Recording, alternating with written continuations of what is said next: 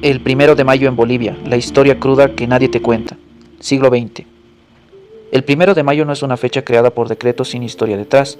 Es el resultado de décadas de lucha, sufrimiento y organización de la clase trabajadora. Hoy te cuento punto por punto lo que realmente pasó, desde cuándo se conmemora, cuáles fueron las primeras marchas, la represión que sufrieron y las conquistas logradas. Observaremos todo lo que ocurrió durante el siglo XX en las luchas del movimiento obrero boliviano.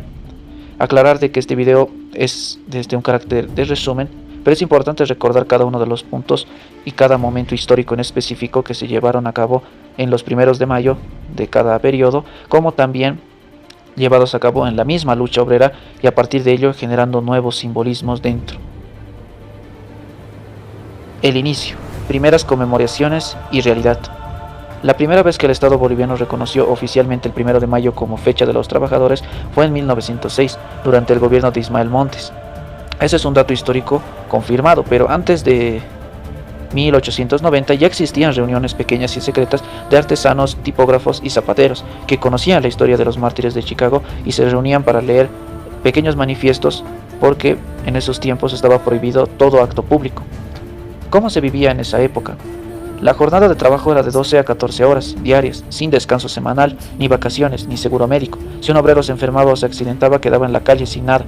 Los salarios solo alcanzaban para comer, lo mínimo, indispensable. Esa era la crudeza. La vida de los trabajadores no tenía valor legal ni social. Las primeras marchas organizadas y visibles se realizaron desde 1920, convocadas por la recién formada Federación Obrera de La Paz. Este año salieron algunos de cientos de trabajadores. Fue la primera vez que se vio carteles con consignas claras: jornada laboral de 8 horas, salario justo y no más a la explotación.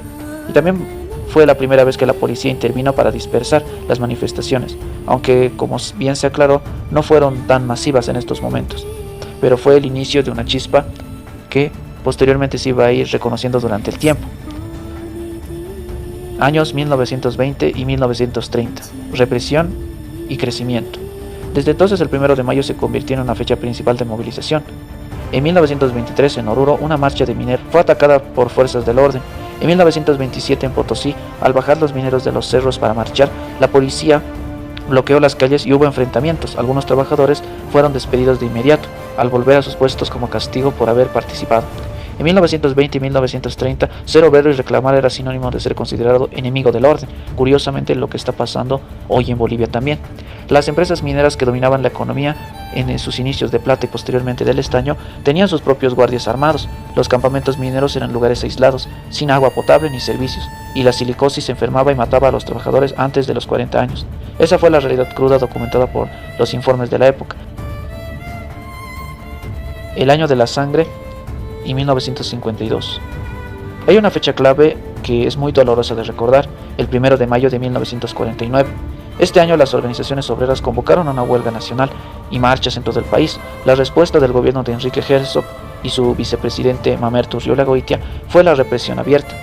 En las ciudades de Oruro y Catavi, la policía y el ejército dispararon contra los manifestantes. Los registros oficiales de la época reconocen entre 100 muertos y más de 200 heridos, aunque las organizaciones obreras hablan de cifras mayores no registradas. Hubo más de 200 detenidos que fueron llevados a cárceles y campos de concentración en el altiplano. Ese día quedó marcado para siempre como una de las jornadas más trágicas de la historia laboral boliviana. Esto fue el legado que nos dejó el republicanismo liberal y el nacionalismo republicano en Bolivia. Luego llega la Revolución de 1952, la llamada Revolución Nacional, donde el 17 de abril de 1952 se crea la Central Obrera Boliviana, la COB, la organización que unió a todos los trabajadores. El 1 de mayo de 1952, apenas semanas después de la revolución, la COP y el gobierno del MNR logran que se apruebe el decreto que declara el 1 de mayo feriado nacional irrenunciable. Y hay un punto importante que aclarar: esto no fue un regalo, fue la consecuencia directa de 46 años de marchas, cárcel, heridos y muertos. Todo lo que se ganó con la lucha. Además, mencionar de que, como veremos, el gobierno revolucionario, si se le puede categorizar de esa manera, del MNR, solo demostró seguir con las mismas lógicas que tenía el republicanismo nacionalista. 1960 a 1990, dictaduras y defensas de derechos. En la segunda mitad del siglo XX los derechos ganados estuvieron siempre en riesgo y el 1 de mayo fue la fecha para defenderlos. 1964 a 1982, años de dictaduras militares bajo gobiernos como el de René Barrientos o Hugo Banzer. Las actividades sindicales fueron prohibidas y los únicos sindicatos que se permitían eran los sindicatos aliados al gobierno, es decir, el sindicalismo amarillo como se le conoce, o bueno, al final el llamado sindicalismo corporativo. En 1971 el régimen de Banzer prohibió toda reunión pública del 1 de mayo. Quien marchaba era perseguido, encarcelado o exiliado. En 1974 varios líderes sindicales fueron desaparecidos por reclamar mejores condiciones. 1978. En el retorno a la llamada democracia, la marcha del 1 de mayo fue masiva. Muchos cientos de trabajadores marcharon en La Paz, reclamando no solo derechos laborales, sino libertad política.